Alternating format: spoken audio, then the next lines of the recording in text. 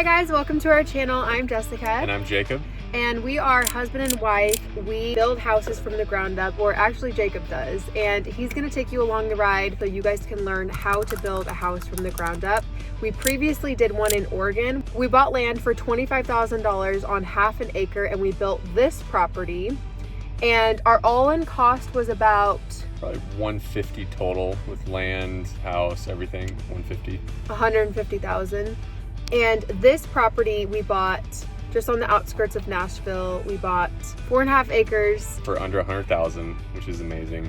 Our build cost, we're hoping to be under $200,000. So once we got closed with the property, we immediately started clearing the land. So on day one, we went out, we started cutting trees, putting them into different piles, rented an excavator. This is the excavator that I used. It's a 3-ton excavator. It's really great for if you're picking up good 24-inch thick logs, moving trees around, tearing trees down, digging up some roots. Good for light to medium work. That was day one. Day two, I had to buy a chainsaw. And then day three, we rented this machine. Pretty awesome. It's a wood chipper. So you put an entire tree into it, it sucks it up and spits out wood chips. And wood chips are actually great for like the driveway. We spread those around because it gets a little muddy out there while you're doing work. So this was a 12-inch wood chipper. This is what we used. So the two main things that we rented were the excavator and the wood chipper, and that works pretty well for clearing most of the land. So the first thing that you're going to do when you buy land for the first time is make sure it has water, power, and that it gets approved for a septic. So ours has public water. We also have public power, and we got approved for a 3-bed, 2-bath septic.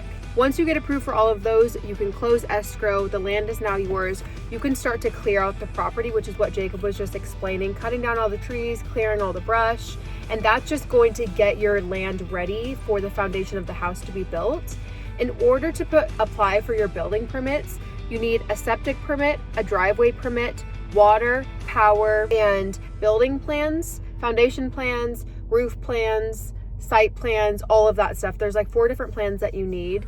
And Jacob did all of those himself. We were gonna hire someone. Sometimes it sounds really complicated, like, oh, you got to get all these different plans, but you can buy, like the first house we did, we bought $100 plans off Etsy that had full floor plans, roof plan, all of the plans, and you can submit that and at least get started, and you don't have to go pay all these crazy fees for, you know, like we did. We paid $1,600 for plans, then we didn't end up using. And we'll link the one that we bought for our last property down below for the $150 plans. Yeah. And once you have that, we submitted that for our last property and it got approved right away as well. So that's a really good call out, is getting that. The only thing that you might have to change in the future if you get some plans is, and it's really easy to do this, is there's the roof plan, and you can send that to the actual lumber yard that you're gonna buy your materials from, and they can engineer the roof for you for free usually. I've gotten a few places around here that'll do that for us. If the plans are just at least the floor layout, you can at least get the roof and probably the floor plan engineered by the lumber yard for free. Yeah. So that's kind of a nice hack. Nice, honey, that's a good tip. Yeah. Because they want your business, they want you to buy the materials from them. So if you do that, then they'll do it for free.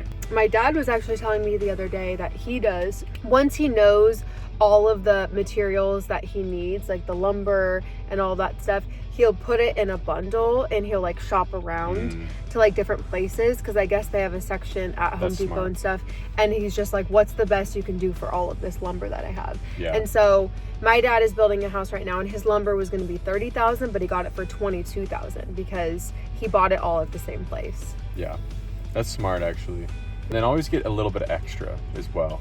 It's always cheaper to get it all delivered in one bunch rather than, oh, I need, 20 more boards, and so you got to go pick them up or deliver them. Jacob also sprayed down our property. So Tennessee is really known for their ticks, and I think I did have one on me so far, and Jacob's had one, but other than that, we've been building now for 2 weeks and barely seen them. But a lot of people have warned us in Nashville about the ticks, so he sprayed everywhere, bug repellent, to get rid of all the ticks, to make sure that when we're building, we don't have ticks all over us. Okay, so one thing I learned with the last property is I didn't build a shed immediately. And so my tools, literally I'd cover them with like a tarp, and then it'd still leak and they'd get wet, and some tools got ruined and it was just unorganized. So the first thing I did was on, I think day 5, 5 or 6, we started to build the shed. So I did just like an 8x12 shed. Those dimensions are a little bit easier to build with materials because of the way sheets of plywood are. If you do an 8x12, that's a good size. And we did a cow corral, which is going to be turned into probably like a chicken run. So it's like a little corralled off space. But it's really nice to do a shed because then your stuff's out of the weather. You can store anything that you need on site. You can lock it up. People aren't going to steal it as easily. And that was definitely a good hack because then I built it on skids, so you can actually move it later if you want it in a different part on your property. So it's a movable shed. If you guys want to do an easy shed that you can move later, I would recommend putting it on these CMU blocks. They're little concrete blocks. They're $2 a piece. Get 9 of them. You can have support on all corners and then a few in the middle. I did 4x4 posts treated so they can ground contact. Do your row of those, do 3 of those, and then do your floor joists.